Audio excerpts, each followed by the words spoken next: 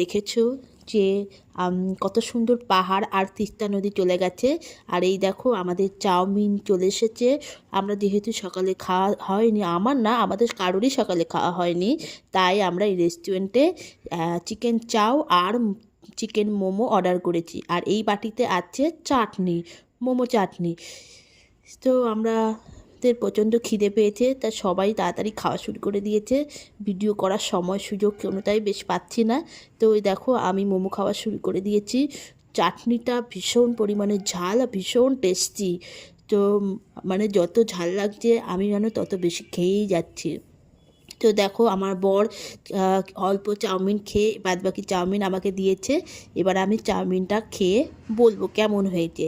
আর এই যে চাউমিনটা দেখছো না, এটা কিন্তু এই রেস্টুরেন্টে ওরা নিজেরাই চাউমিন তৈরি করে। তো চাউমিনগুলো বেশ মোটা, কিন্তু খেতে কিন্তু জাস্ট ইয়ামি ছিল।